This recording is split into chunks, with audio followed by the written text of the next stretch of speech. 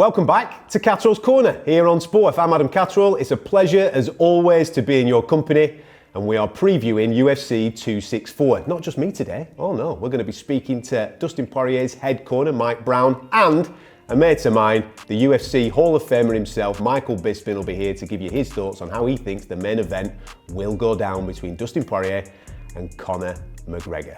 But before they get here, here's my thoughts. Right, let's talk UFC 264 main event, Dustin Poirier versus Conor McGregor, part 3. But what happened in parts 1 and part 2? Well, here's a bit of an history tour for you. Part 1 took place in 2014 down at featherweight. Conor McGregor got that done in good fashion, stopping Dustin Poirier in the first round. Off the back of it, he went on to become a superstar, becoming the featherweight champion, beating Jose Aldo in 13 seconds.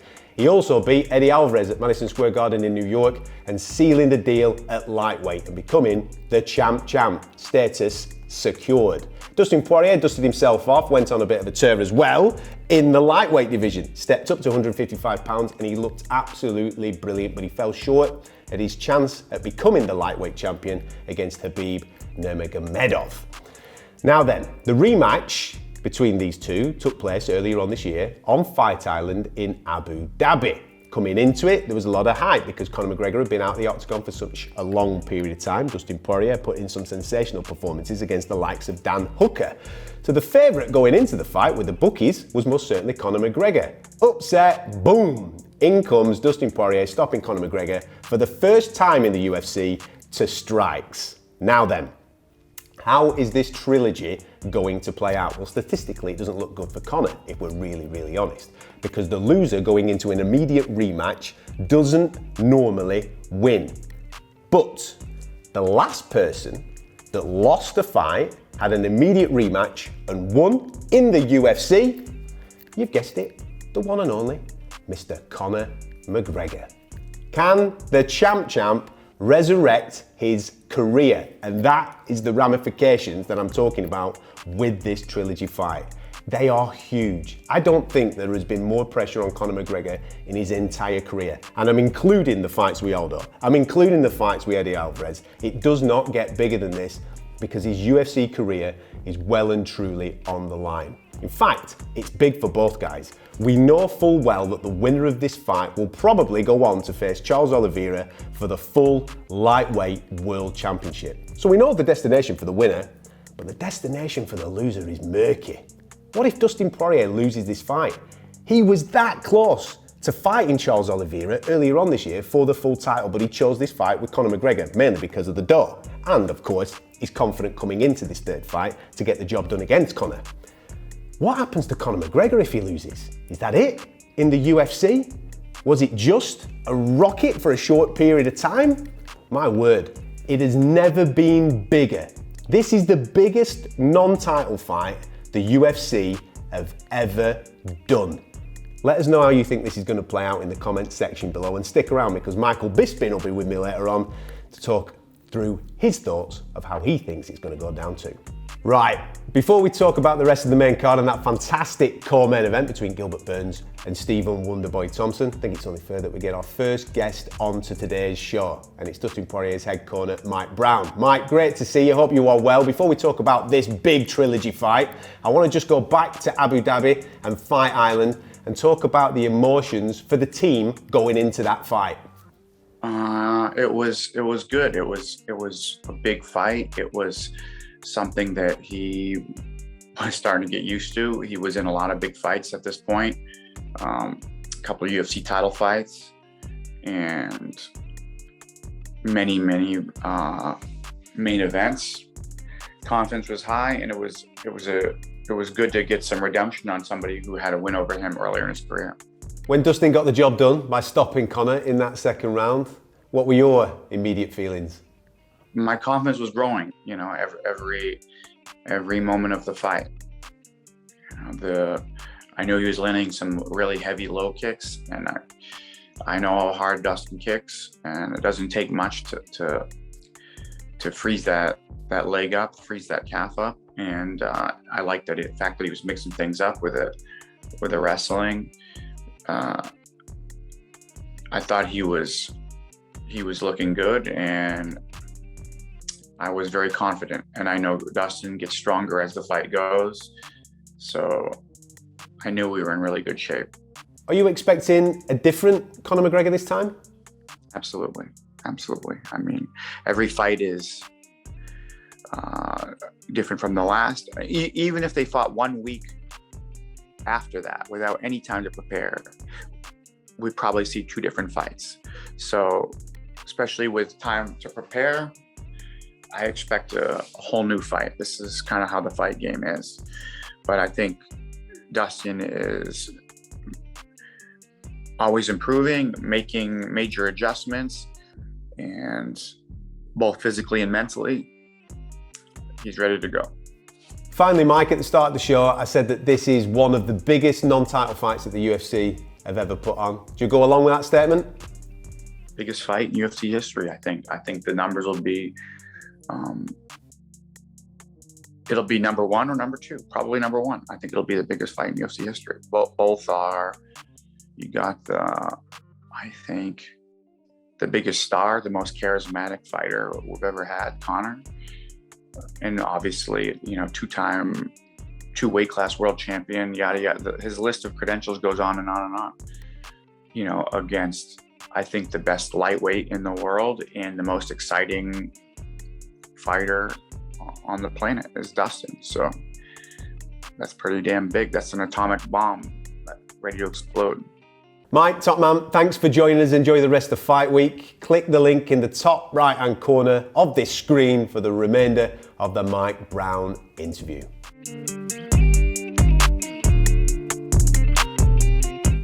Right, time to get stuck into the co-main event at UFC 264, and this has got big ramifications as well for the welterweight division because it's a division that's kind of in flux. We've got a dominant champion in Kamaru Usman, but where are the rest of the Sharks? They're all circling underneath, but who is the guy leading the pack that's going to get the shot at the title? If you listen to Dana White, he's talking about Colby Covington, but the fans know, has he really earned it? He beat Tyron Woodley, who's just about to go and fight a YouTube kid. Is that enough off the back of your title attempts to get yourself back into title contention? I personally don't think it is. We've got our own welterweight here in Leon Edwards, who I think has earned that shot. There's also a guy in this co-main event that could make a claim for a title shot this weekend in Stephen Wonderboy Thompson, taking on Gilbert Burns. Gilbert Burns coming off the back of a defeat to Kamaru Usman in a title shot. I don't think Gilbert Burns, no matter what he does in this fight, will justify getting back into title contention with Kamaru Usman. But if Stephen Wonderboy Thompson does something quite spectacular this weekend and maybe even stops Gilbert Burns, he will most certainly have an argument for the next shot at the Nigerian Nightmare. How does this fight play out? As you can tell, I'm a bit of a Stephen Wonderboy Thompson fan, but I'm also a big fan of Gilbert Burns, and they've got 2 very contrasting styles. Gilbert Burns, unbelievable grappler. Brazilian Jiu-Jitsu black belt. He can whack a little bit, but his strength is most certainly in those closer exchanges. He wants to close that distance, he wants to get his hands on Wonderboy, and he wants to do some grappling. Wonderboy, however, loves everything at range. If you like your Karate Kid films from way back in the 80s, trust me, this is the guy for you. Really light on his feet, really light and bouncy, and he's striking at range. He's absolutely sensational. It is beautiful brutality, if that's actually a thing. It's poetic to watch at times. And yes, he's 38 years of age now, but this guy is sensational to watch. And if this stays on the feet for the full 15 minutes, I would edge towards Wonderboy getting his hand raised on a decision. But Gilbert Burns is no mug. He knows how to shut that distance. He knows how to use his hands to shut that distance, and he knows how to get his hands on Stephen Thompson. Thompson's takedown defense is exquisite though, and I think he's going to need it at certain points in this fight to keep it standing. My bet, if I was to have a little flutter on this, would be towards Stephen Wonderboy Thompson to get his hand raised via a decision, but it will be brilliant to watch, so make sure you check it out.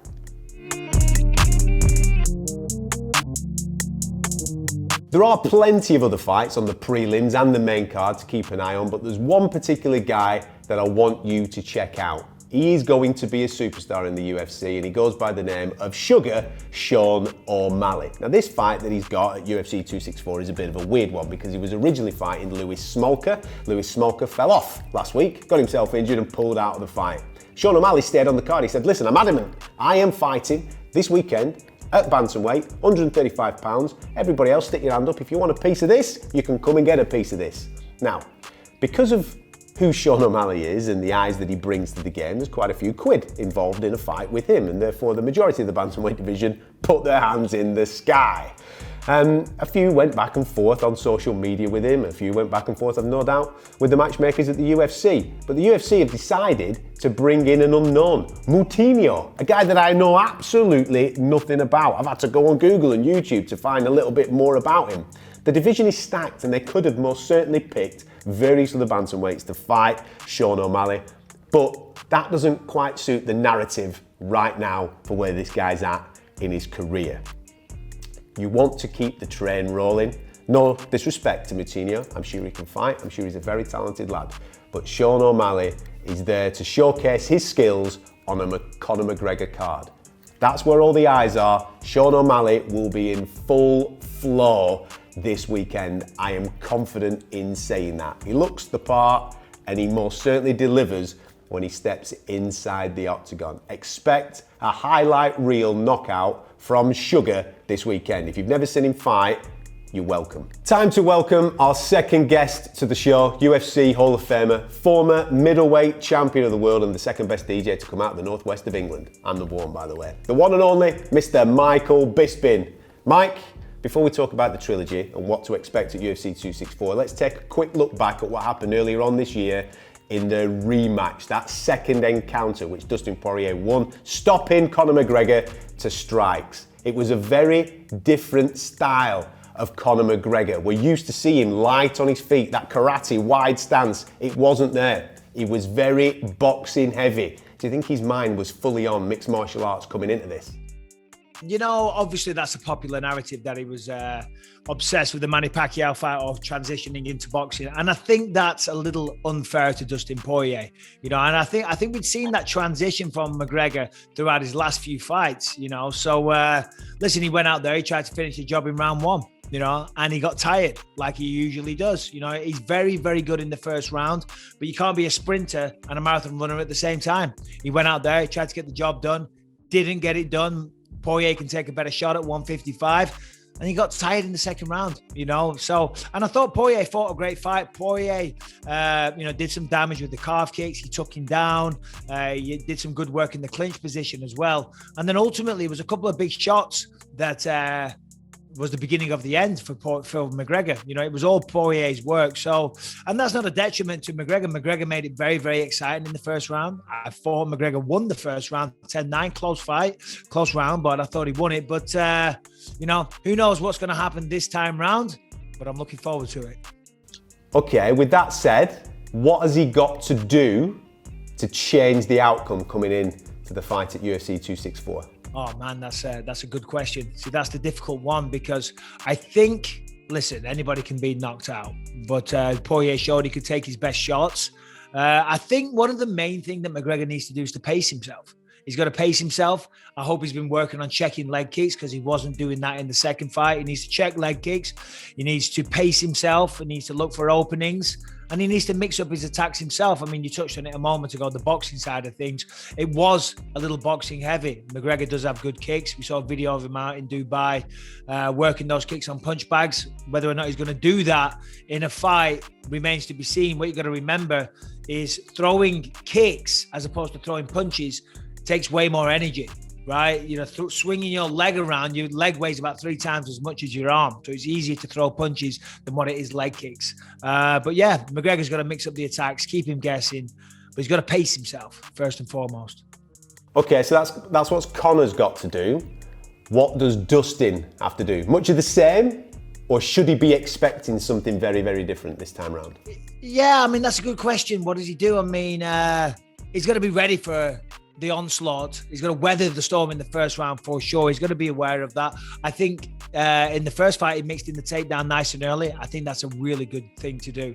You know, if you can take him down, you know, then it's going to remind McGregor, it's going to take him back to that first fight. And if he mixes up his attacks between takedowns, between kicks, between clinch work and boxing, it's going to keep McGregor guessing. And he's not going to know where the attack is coming from, you know, and then it may have like a hypnotizing effect on McGregor, because sometimes that can happen. When you're in there and you want to throw down and the guy keeps trying to take you down, or he's throwing calf kicks and you don't know where the attack is coming, you're waiting for the perfect opportunity to throw your shots because you don't know where theirs is going to come from. And then all of a sudden you're taken down, you're on your back, or you got your calf kicked. When you're going to go block a leg kick, then you get punched in your face. You're like, what's going on? I don't know where the attack is coming from.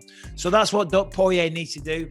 You know, same thing, business as usual, really. But he's got to be careful in that first round.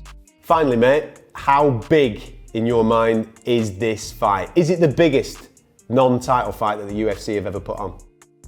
Biggest non-title fight. I mean, it's certainly one of them. Absolutely, for sure. You know, McGregor always attracts tremendous attention. This will be a very, very big one. And I think mainly because, I mean, the second Diaz fight was big as well. But yeah, this one's big because it's one apiece, you know, and certainly McGregor just got knocked out, something we've never seen before. We saw him get choked out a couple of times, but we've never seen him get knocked out, you know, so this is very different. I got to say, you got to give McGregor props. It takes a lot of courage to step back into an octagon with someone that just knocked you out a few months ago with no tune-up fight, no fight to get rid of those demons in your closet, you know, those skeletons. You know, is McGregor going to be a little bit gun shy? We don't know this, and he doesn't know this, right? Because I was knocked out in my career, and we did a lot of work trying to get over that, you know, a lot of sparring and things like that. And I remember before I walked out, I was incredibly nervous. You know, the pressure was on because I just got knocked out against Dan Henderson. I was fighting in Manchester. If I got knocked out again, it's like, man, it's the end of the road, you know, maybe. So there's a lot of pressure on McGregor here, you know, and as we know, McGregor handles pressure very, very well. He almost seems invincible to it, but he is still a human being at the end of the day. So there you have it. Thank you very much for joining me on Catterall's Corner here on Sporf. I'll be back next week for a full review of UFC 264. Did Conor McGregor get the job done? Does Dustin Poirier dance on towards a lightweight title fight? You'll find out next week.